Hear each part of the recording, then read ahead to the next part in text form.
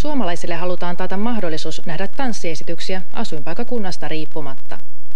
Pääkaupunkipainotteisen tanssitarjonnan toivotaan levittäytyvän tasaisemmin ympäri Suomea perustettavien tanssin aluekeskusten avulla.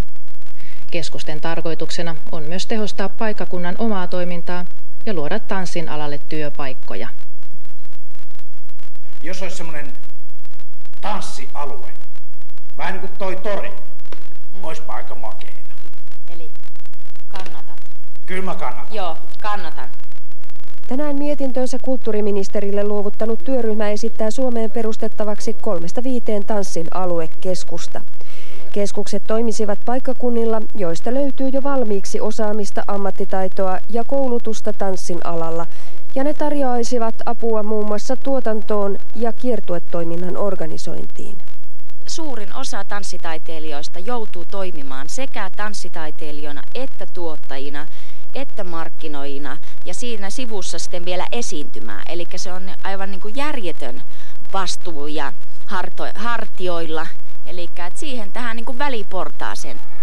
Kuopio on eittämättä yksi potentiaalinen keskuspaikka. Mitään suurellisia tanssitaloja tai pytinkejä ei ole tarkoitus rakentaa, vaan pikemminkin auttaa jo olemassa olevia toimijoita verkostoitumaan. Aluekeskuksia hakevat tahot voivat vapaasti muotoilla omat toimintatapansa. Ehdottajat, jotka ovat itse asiassa paljon osaavampia kuin ministeriön virkamiehet, niin laativat ne ehdotukset ja meidän tehtävämme, varmaankin myös asiantuntijoita siinä yhteydessäkin kuullen, on sitten tehtävänä ratkaista sellainen kokonaisuus, joka tuntuu useasta eri perusteesta mahdollisimman optimaalilta. Ministeriö on varannut jo tälle vuodelle 100 000 euroa aluekeskustoiminnan käynnistämiseen. Toiminnan vakiinnuttamiseen tarvittaisiin vuosittain noin 500 000 euron määräraha. Se irtoaa todennäköisesti veikkausvoittovaroista.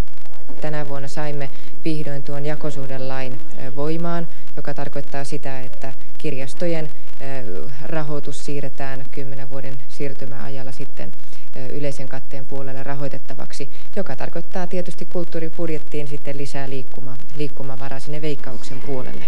Valtion sitoutumisen odotetaan houkuttavan myös kunnat ja miksei muutkin rahoittajat mukaan hankkeeseen. Valtion tuki kattaisi noin puolet aluekeskusten toimintabudjeteista.